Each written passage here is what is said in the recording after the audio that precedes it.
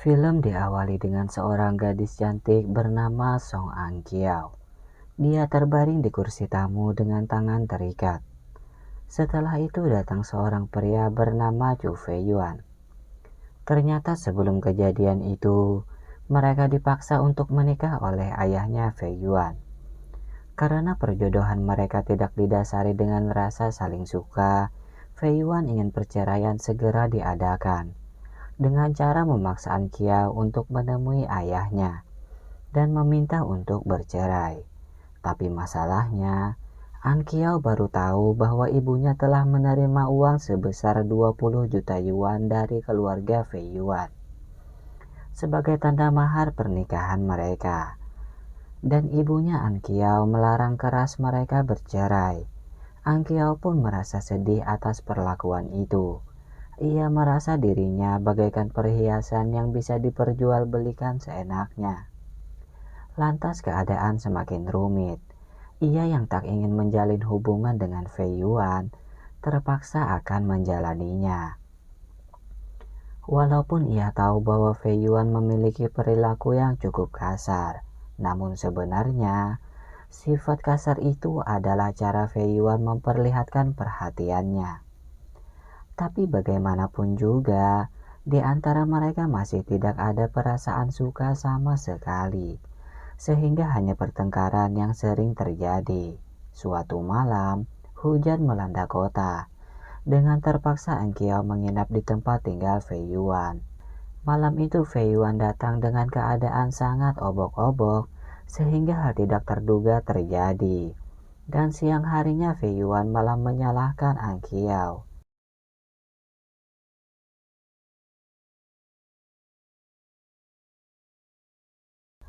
Kejadian itu membuat An Kiao tidak karuan dalam pekerjaannya. Ia yang seorang pelayan di toko makanan penutup merasa terancam akan dipecat. Bukan hanya masalah itu, masalah hubungannya dengan Fei Yuan pun menjadi beban pikirannya. Ia tidak bisa berbuat apa-apa karena ibunya sangat membutuhkan uang, ditambah biaya kakaknya An Kiao yang sakit. Dengan terpaksa An Kiao menjalani pernikahan palsunya. Terlebih lagi, Fei Yuan telah membuat peraturan pernikahan mereka, di mana semua peraturan itu hanya berpihak kepada Fei Yuan sendiri. An Kiao yang berasal dari keluarga miskin pun hanya bisa menerimanya. Sejak dimulainya pernikahan palsu itu, mereka selalu bertengkar, saling menyalahkan satu sama lain. Setelah itu Fei Yuan membawa An Kiao ke tempat tinggal ayahnya dan neneknya. Di sini ada seorang gadis, adik dari Fei Yuan yang bernama Chu Kiao. Dan sepertinya ia tidak menyukai jika An Kiao masuk ke dalam keluarganya. Untungnya Fei Yuan memihak kepada An Kiao. Setelah beberapa hari tinggal bersama, An Kiao tahu bahwa Fei Yuan pernah memiliki kekasih bernama Jennifer. An Kiao kembali mendapat masalah di tempat kerjanya karena ada rekan kerjanya yang curang. Ia benar-benar bersedih. Namun dengan kekayaan dan kekuasaan yang Fei Yuan miliki, ia bisa membuat keadaan membaik.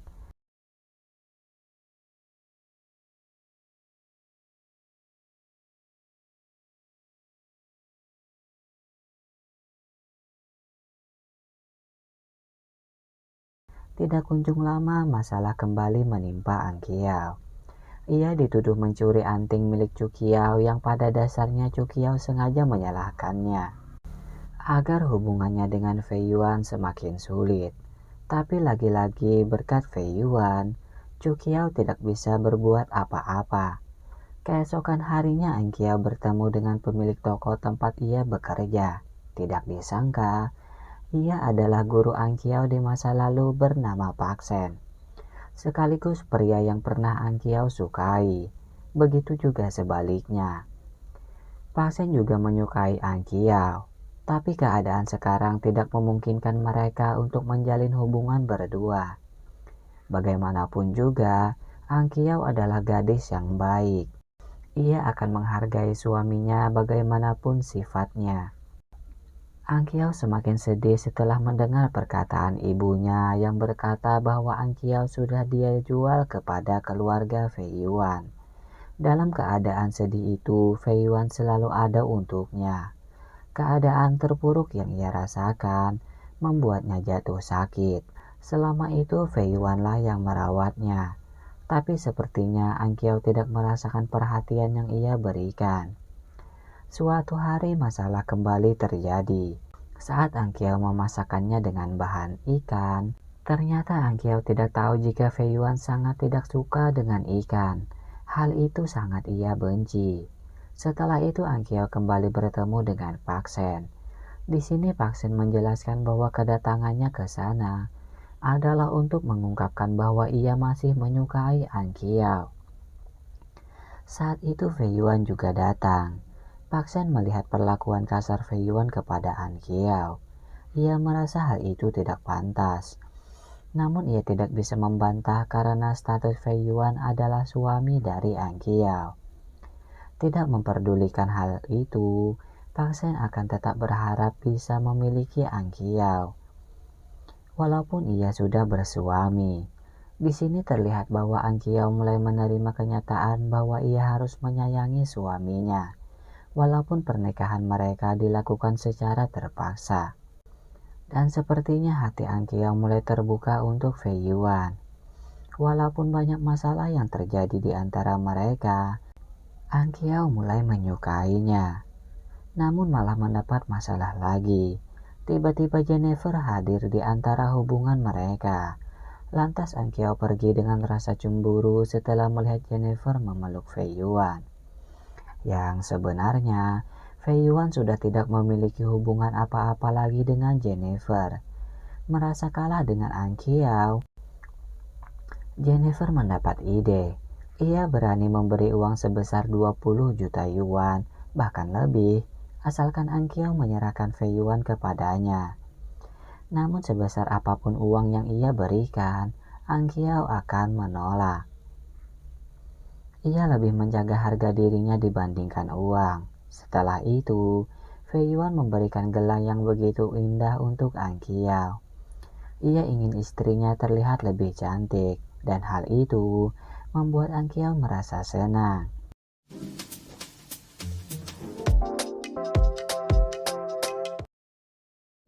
Tapi dengan persyaratan Angkiao akan bersifat lebih layak menjadi seorang istrinya, seperti menemaninya saat mandi. Dan tanpa terasa, keadaan di antara mereka semakin membaik. Angkiao berniatan untuk membantu Fei Yuan menghilangkan rasa takutnya kepada ikan. Dengan bersabar dan tenang, Angkiao berhasil membujuknya. Namun masalah kembali terjadi. Ibunya Angkiao kembali meminta uang kepadanya dengan alasan bayar villa dan biaya rumah sakit kakaknya. Dan hanya ada satu cara, meminta tolong kepada Fei Yuan.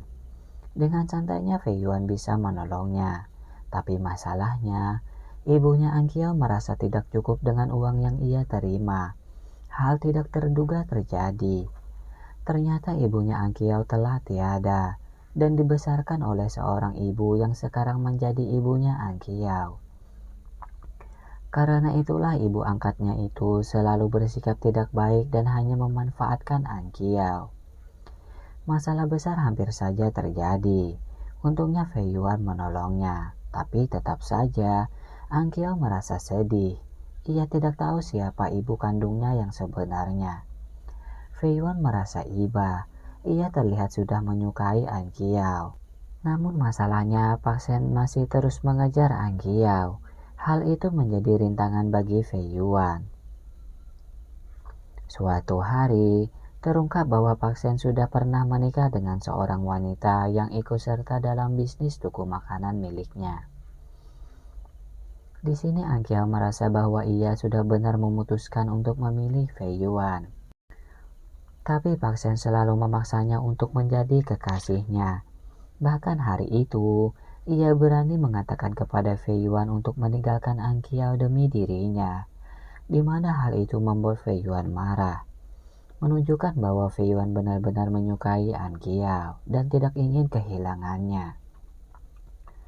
Masalah tidak hanya datang dari Park. Jennifer rupanya juga masih ingin hubungan Fei Yuan dengan An Qiao berakhir. Ia mengirim seseorang untuk membuat masalah dengan An Qiao, dengan cara diam-diam mengambil foto An Qiao saat bersama dengan Park Sen dan dikirim kepada Fei Yuan. Maka Fei Yuan kembali menemui Park Sen. Ia memberi peringatan terakhir kepadanya agar menjauhi An Qiao, atau masalah besar akan menimpanya. Tidak terasa bahwa gadis biasa dengan latar belakang biasa-biasa juga menjadi rebutan pria kaya raya. Secara perlahan Fei Yuan akan bersikap lebih baik kepada An Qiao, namun sikap kasarnya sering membuat An Qiao pergi meninggalkannya. Padahal Fei Yuan ingin melamarnya dengan cara sungguh-sungguh. Kemudian Park Sen ingin bertemu dengan Fei Yuan berdua. Ia menjelaskan bahwa An Qiao, gadis yang selalu bersikap baik kepada siapa saja, tidak pantas untuk Fei Yuan yang kasar dan selalu ingin berkuasa.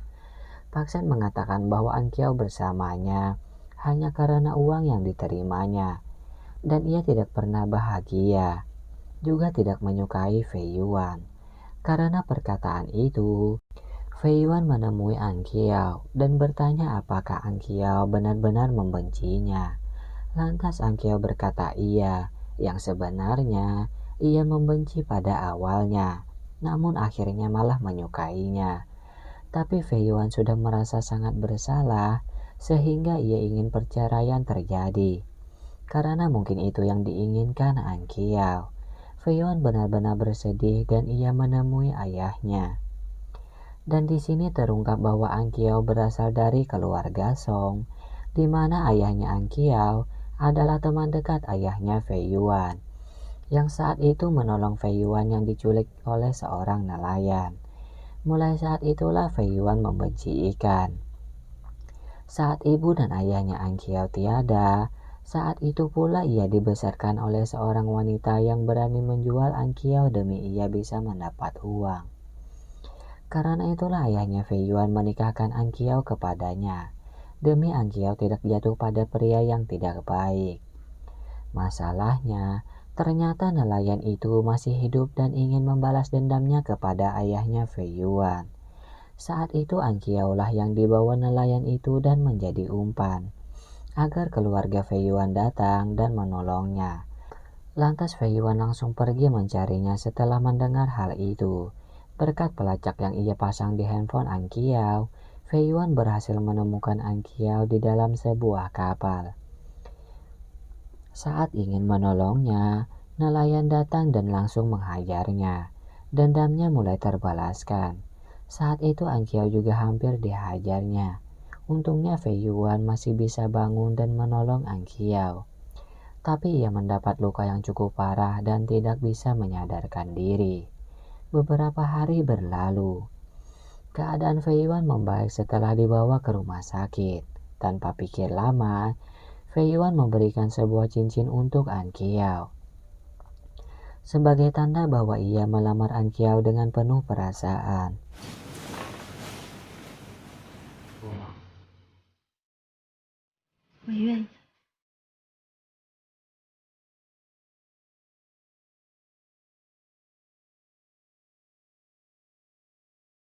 Maka film pun berakhir. Gimana teman-teman? Seru nggak? Dari kalian ada yang pernah ngalamin seperti ini nggak? Nikah dulu baru jatuh cinta. Rasanya gimana sih? Cerita yuk di kolom komentar. Dan saya tunggu ya. Semoga terhibur dan sampai jumpa di video berikutnya.